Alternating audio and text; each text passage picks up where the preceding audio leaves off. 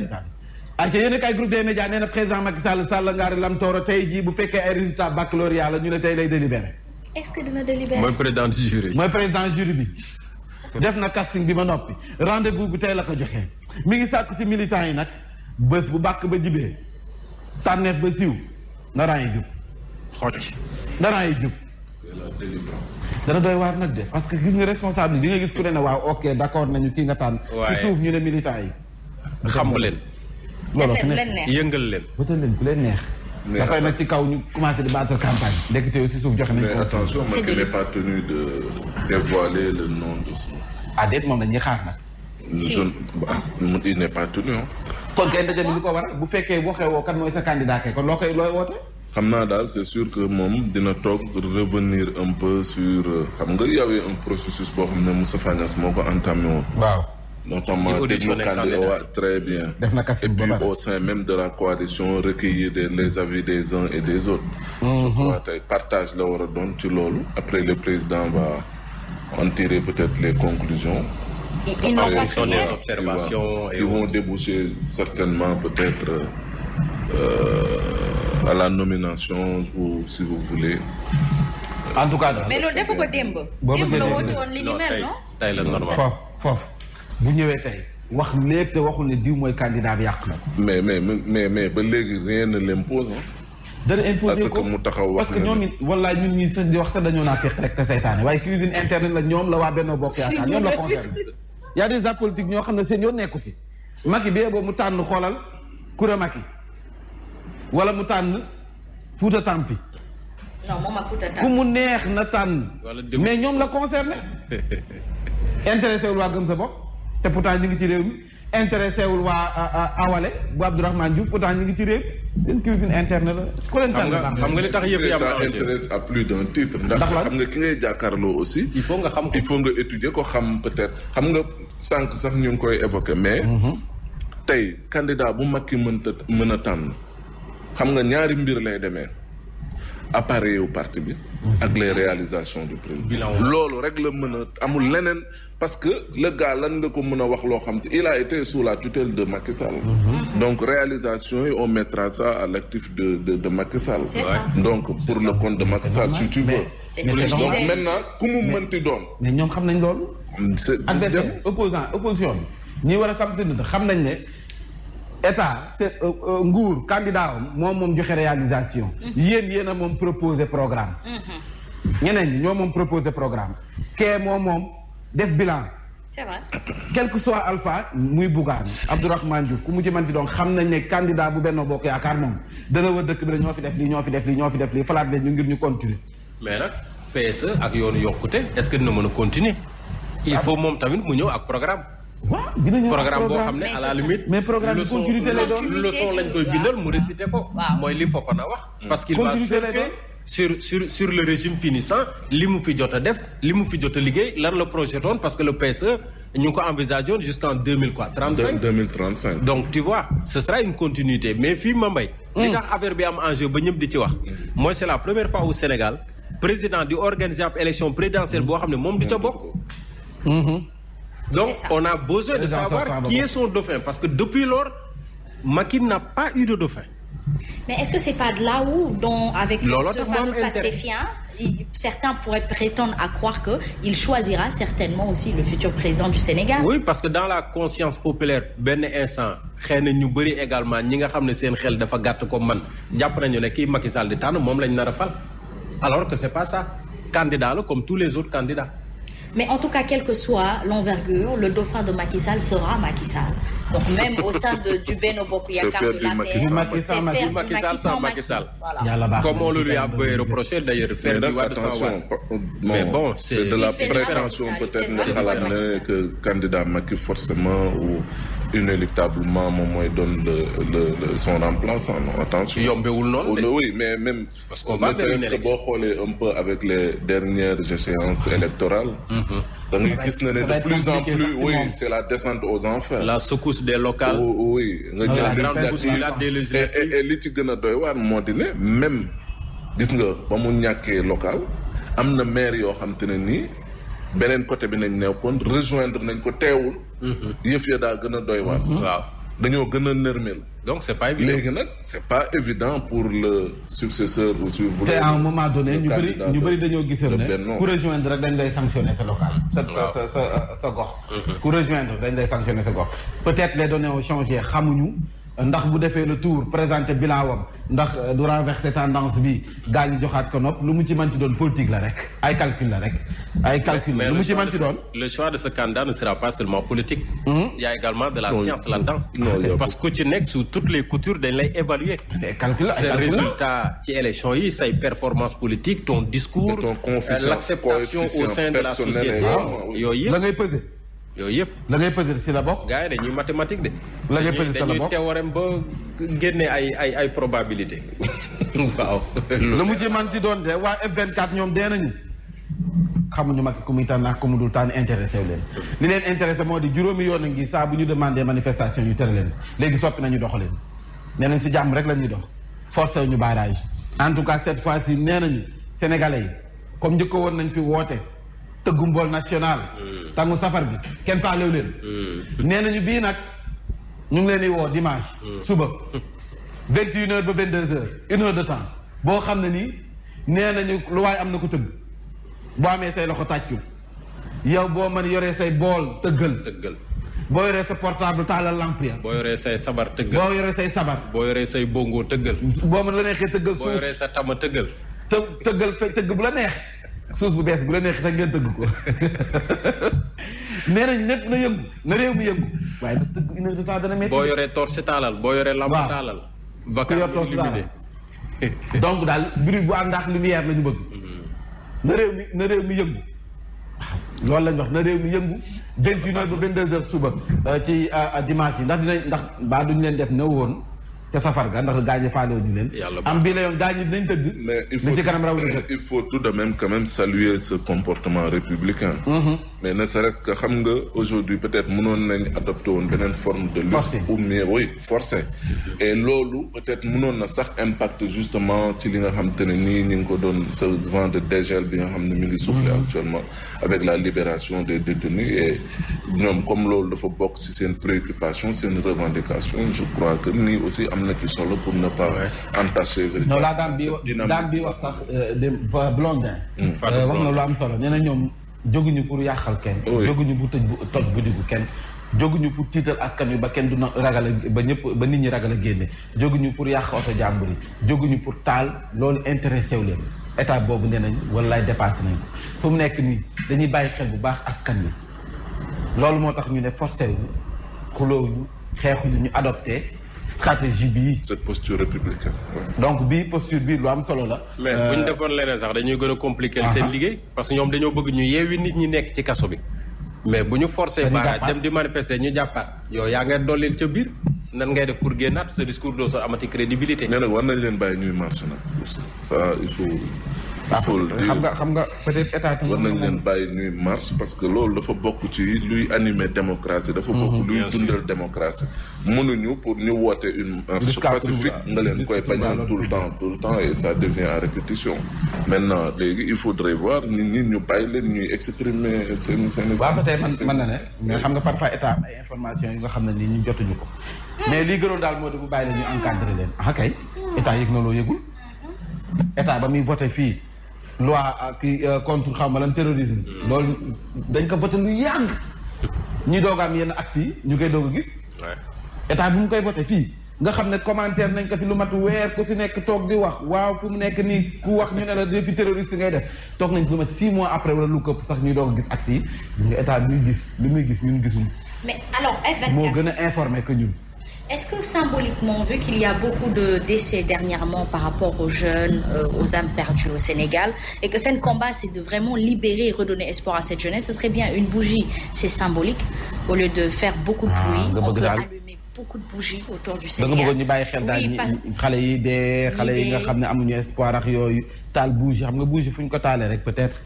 mooy da ngay rendre hommage xam nga. et ça pèse beaucoup plus et je pense que même celui qui est neutre apolitique pourra le faire parce que peut-être il aura perdu un des siens.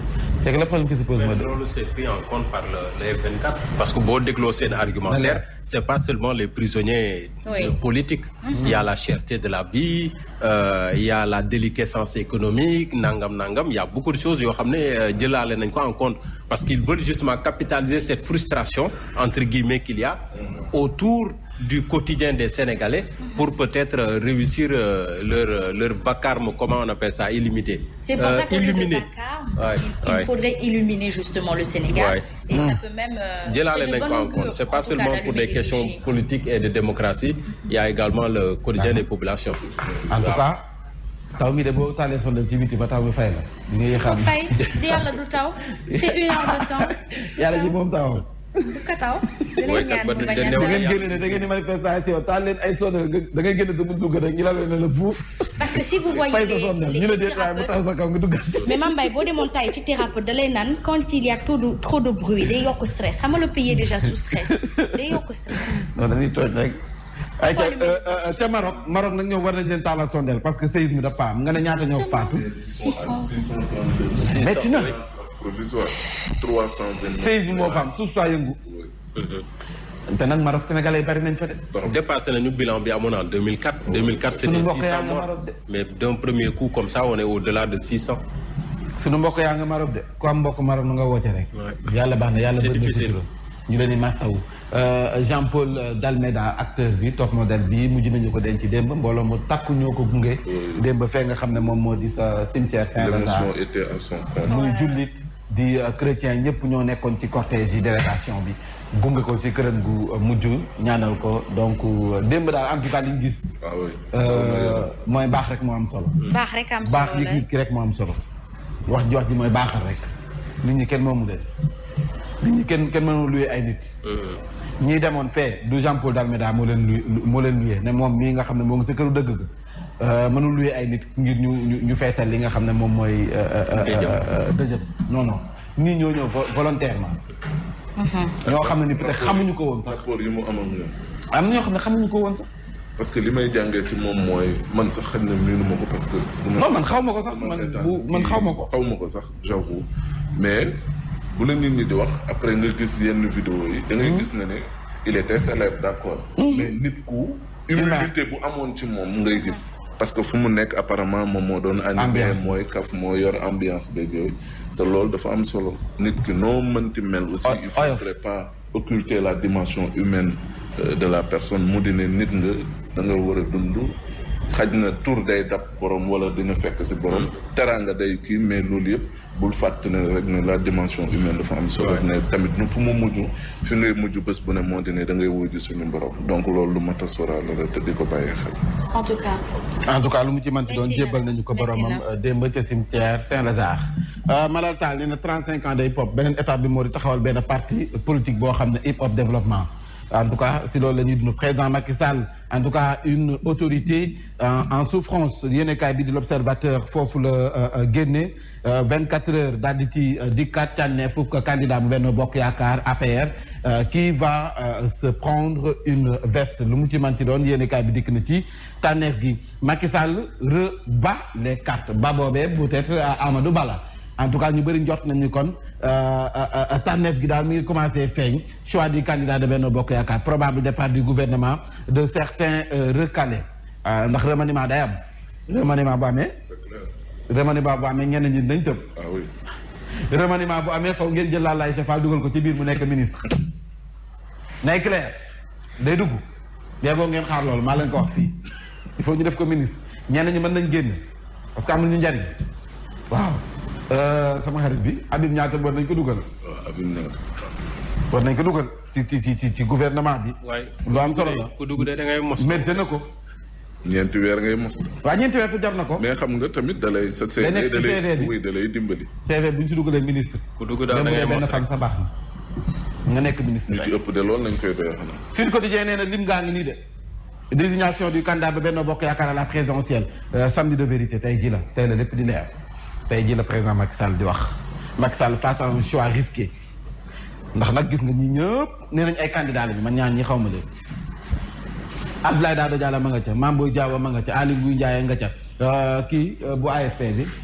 Alioune Sarr nga ca kii nga xam ne moom mooy Amadou Ba ma nga ca Amadou Mame Diop ana mu gisuma ko si. am dafa retiré candidature am. c'est que depuis un moment aussi ñenn ils sont devenus à fond la. waaw muy Diouf Sarr muy Amadou Mame Diop Diouf Sarr ak kii. Moustapha Diop bu Louga bi. déggatuñu leen ah. waa parti socialiste bi ñoom dañu bëgg kii. oui il y a le maire de Grand Dakar Jean Baptiste. nee na moom candidat la. très bien am ngeen ci droit. kan moo koy parrainer. tànneef gaa ngi ñaar ñi daal en tout cas boo moytuwul tànneef bi du si mujj. désignation du candidat Amadou Ba fu mu nekk nii daal moo nekk ci position bu baax bi ñu bëri loolu lañ jàpp. profil bi nga xam ne daanaka soo moytuwul moom la président Macky Sall soxla ci kii lañ ko gën a gis Amadou Ba Mouhamadou Boun Abdallah Dionne un outsider. xanaa mooy couplet gagnant bi. mooy couplet gagnant bi. moo ma jaaxal. couplet baa ngi de. Le président Macky Sall va donc dévoiler enfin le candidat de Benno. Le regard yéen kaay moom moo ko xamle. Jour de vérité Macky Sall a convoqué donc la conférence des leaders de Benno Bokk Yaakaar. Rencontre boobu est élargie donc aux différents candidats à la candidature de cette coalition kon nag ñoom ñi nga xam ne yëpp samp seen dënd dinañ jot seen convocation. waaye rencontre bi am na si boo xam ne Aly Ngouille Ndiaye ñëwul woon de. oui am na ñu ñëwul woon il était hors du pays je crois dafa tukki woon. pour man moom moo toog nii rek tànn bañ a ñëw. mais en tout cas ñëwul woon Souleymane Ndéné Ndiaye lu mu wax Souleymane Ndéné Ndiaye et son parti se félicitent d'un jalon significatif. S2D. jour décisif pour Benno Bokk Yaakaar tey daal daanaka yéen kaay yëpp ci lañ ñëw Alioune Tine sermonne les autorités interdiction des manifestations kon Alioune Tine fu boppam yëkkatiwaat na ay kaddu Amnesty International mu ngi koy ñaawlu nee na nag interdiction systématique manifestation ya mënees naa ñàkk fii ci réewum Sénégal F24 ñu ngi woote sénégalais yi dimanche tëggum bool national taal ay lamp lu mu ci manti doon ku si nekk loo yor rek taal ko loo mën a defee bruit def ko bruit ndax loolee la ñu bëgg ngir xamal président Macky Sall doxalinam fii ci réew mi daanaka des na yëngal noonu la ñu gis le point yéen a kaay convocation servie à la grande conférence des leaders de Benno Bokk Yaakaar par Macky au sujet de la candidature 2024 l'APR nag ñu ngay saluer dynamique inclusive bu consultation yi ak appel à l'union sacrée derrière le futur candidat le point yéen kaay en tout cas foofu la génne ñu jàll ba tey ci le quotidien jël nañu ko bés bi le jour si lu mu génne Adama et Awa 20 ans après 6 mois yi njëkk ndeysaan opération yi njëkk def illigay mag lañu ay mag nañu waaw. macha allah. mais am na bu mujj bu njëkk oui récemment je crois que. am na récemment buñ mujjee def. laaj yéen kaay l'épreuve fatidique donc désignation candidature parce que ñu bëri dañoo jàpp ne président Macky Sall bu tànnee rek xajaarloo day am frustration mënta ñàkk nag faaw mu am ndax ku tànn di nga éliminer l'APR déblaye la voie à Macky. Il a invité militants et sympathisants à s'unir autour du candidat ngir nag mën a consolider trajectoire victorieuse bi nga xam ne Benno Bokk Yaakaar moom la dëgmal ci présidentielle 2024.